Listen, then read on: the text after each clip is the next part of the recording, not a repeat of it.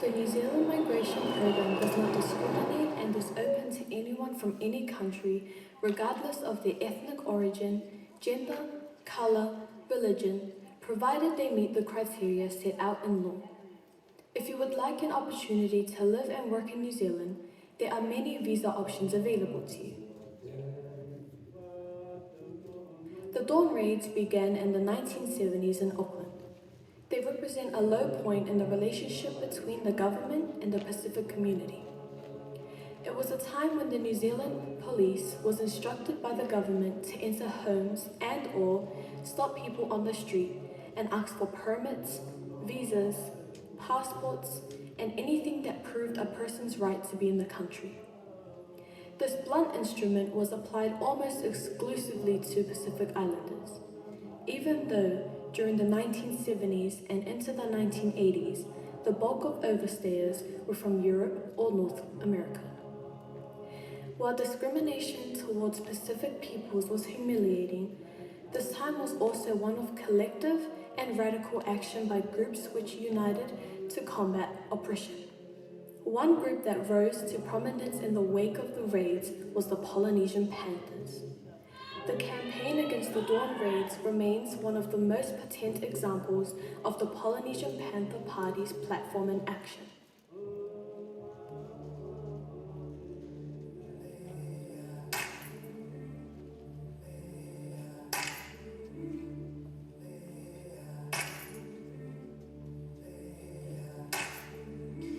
I've been walking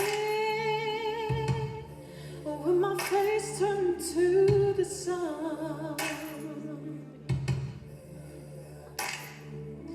Weight on my shoulders, a bullet in my blood. Oh, I got eyes on the back of my head, just in case I have to run.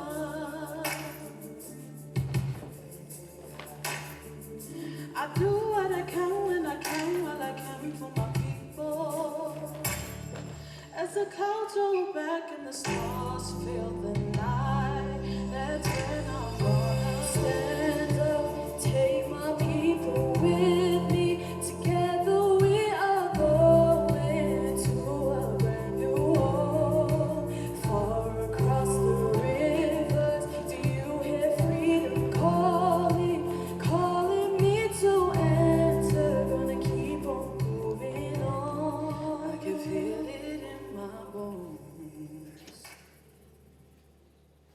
The Panther movement predates the Dawn Raids, having been founded in Auckland on 16th of June 1971 by 6 young Pacific Islanders.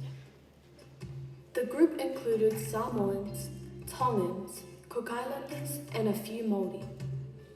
Many were university students. Their headquarters was in Ponsonby, in the heart of the Auckland Pacific Island community. Before and during the Dawn Raids, the Polynesian Panthers worked hard to end police brutality. They sought to overcome racist policies which were hindering equitable access to quality education, health, housing, and a variety of other social conditions. Their manifesto was one of revolution. The revolution we openly rap about is one of total change. The revolution is one to liberate us from racism, oppression, and capitalism. We are going to a brand new home, far across the river. Do you hear freedom calling, calling me to enter? Gonna keep on moving on.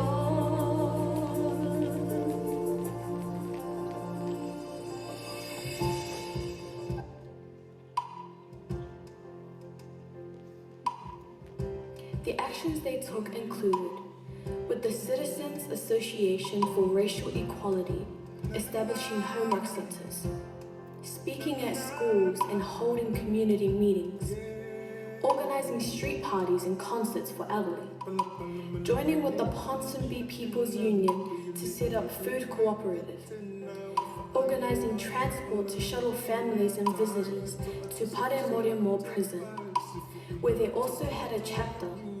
Inmates were given support, advice, and often accommodation upon their release.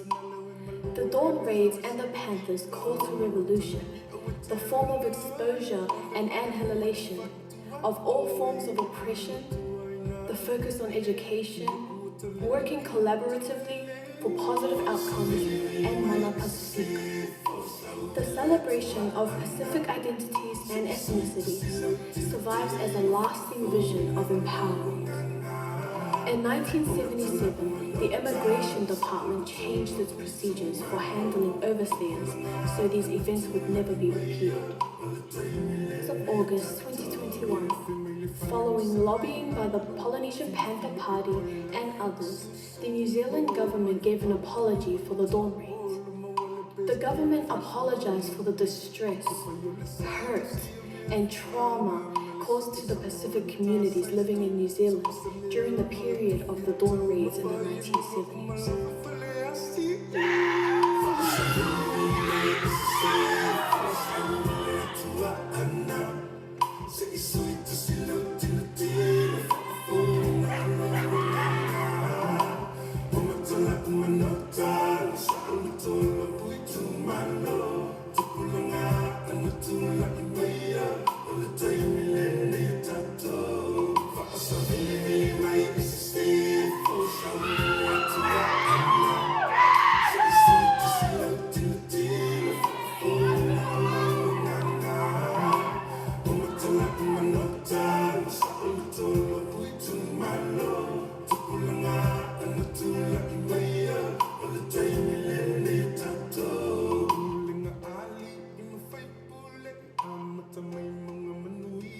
Today, New Zealand faces shortage in the following areas and needs migrants for the following jobs: civil construction supervisors, gas fitters, drain layers, skilled crane operators, skilled civil machine operators, halal slaughterers, skilled motor mechanics, skilled telecommunications technicians, all secondary school teachers, primary school teachers, midwives, registered auditors, and bus and truck drivers.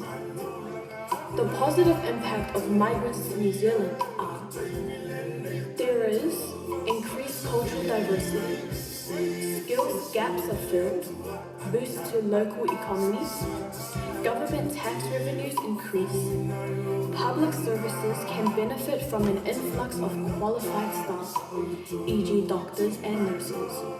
Immigrant groups can increase birth rates. As you focus on clearing your generational trauma, do not forget to claim your generational strengths. Do not underestimate the impact you are making. If trauma can be passed down through generations, then so can healing.